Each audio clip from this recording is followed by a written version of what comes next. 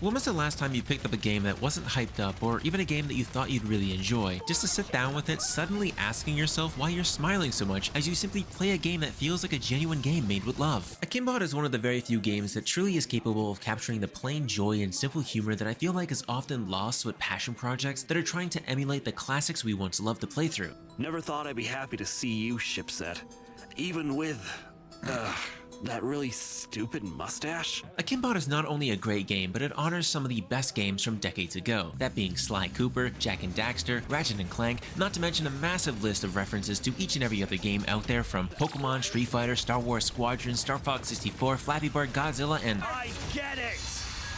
You made your point about 10 minutes ago, you lousy drone. What I'm trying to say is that Akimbot is something that you should definitely check out. I found it to have a fantastic soundtrack, and it looked amazing graphically, with a variety of design options ranging from visual backgrounds to the more plain pixelated ones when confronted with them. The humorous screaming and questioning of the player's judgment sold me on the game right away. What are you doing? What really stands out here is the way that they express themselves through their actual voice acting. It's so lovely and genuine. So we're doing this? Oh yeah! Shipset and Exy, partners in saving the universe!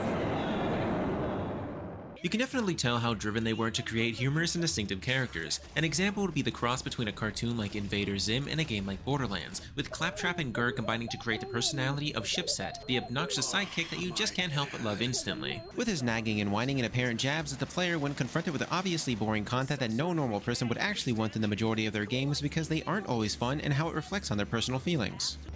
Are we seriously doing an escort mission now? Now, there were only two issues that I seriously consider problems, both of which were linked to off-road vehicle controls. The controller and keyboard just seemed so weird and frustrating, as the tank would drift off to the side when you press nothing but forward, and of course the car felt a little bit too slow, stalling abruptly after making a jump when I believed that it should have kept all of its momentum. Although these were minor issues, it was enough to bring me out of my joyful mood towards the ending because I was constantly having to switch between keyboard and controller. Akimbot is not a challenging game, and if you're looking for some underlying gameplay with a lot of depth, you'll be pleasantly disappointed. There isn't a lot here in terms of level design, which means there aren't many secrets, choices, or different battle systems. It's a pretty basic platformer all the way through with some melee and ranged combat against a wide range of enemies, all of which don't really add much besides some basic elements like shields or very easy puzzles. And while this may sound boring, everything else offered to you in the form of plot, character development, humor, minigames, music, and visuals is what's going to help you stay interested during the short 8 to 9 hour experience. After finally finishing the game, I sincerely want to see more content from Evil Raptor in the future. Given that this was their first game as an indie developer, you can tell how much passion that they put into it, how they tailored it to reach so many different genres and references to convey the feelings of joy and humor. You just can't help but chuckle and smile through some of the chapters, and while the gameplay again may be simple and unappealing to some, it was a beautiful cliche tale about two unlikely robots who band up to save the universe in the most spectacular way possible while invoking a lot of nostalgia.